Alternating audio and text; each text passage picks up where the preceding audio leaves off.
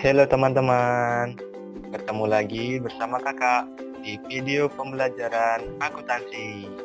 Kali ini kakak akan memberikan materi tentang jurnal penyesuaian. Ada yang tahu pengertian jurnal penyesuaian? Pasti belum pada tahu kan teman-teman? Jurnal penyesuaian adalah penyesuaian atau saldo-saldo akun di buku besar dilakukan dengan membuat jurnal. Apa sih tujuan jurnal penyesuaian itu teman-teman?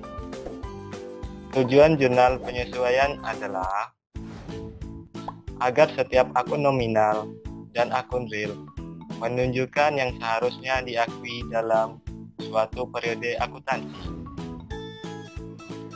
Penyesuaian digolongkan menjadi dua kelompok teman-teman. Kelompok yang pertama itu kelompok netral yang timbul dari pencatatan akuntansi yang dilakukan sehingga menjadi penundaan pengakuan suatu beban atau pendapatan.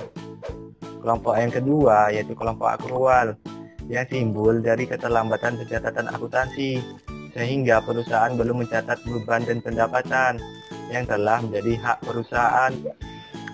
Kita dapat membagi jurnal penyesuaian menjadi 5 tipe. Yang pertama, beban dibayar di muka. Kedua, depresiasi. Ketiga, beban masih harus dibayar. Keempat, pendapatan masih diterima. Kelima, pendapatan diterima di muka. Contoh jurnal penyesuaian beban dibayar di muka. Beban asuransi dicatat di sisi debit. Asuransi dibayar di muka dicatat di sisi kredit. Contoh jurnal penyesuaian depresiasi. Beban depresiasi dicatat di sisi debit. Akumulasi depresiasi dicatat di sisi kredit. Contoh jurnal penyesuaian beban masih harus dibayar. Beban bunga dicatat di sisi debit. Utang bunga dicatat di sisi kredit.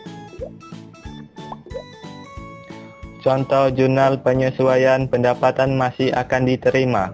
Piutang dicatat di sisi debit. Pendapatan masih akan diterima dicatat di sisi kredit. Contoh jurnal penyesuaian pendapatan diterima di muka. Pendapatan diterima di muka dicatat di sisi debit dan pendapatan dicatat di sisi kredit. Sekian video dari kakak. Sampai jumpa di video praktek jurnal penyesuaian. Dadah.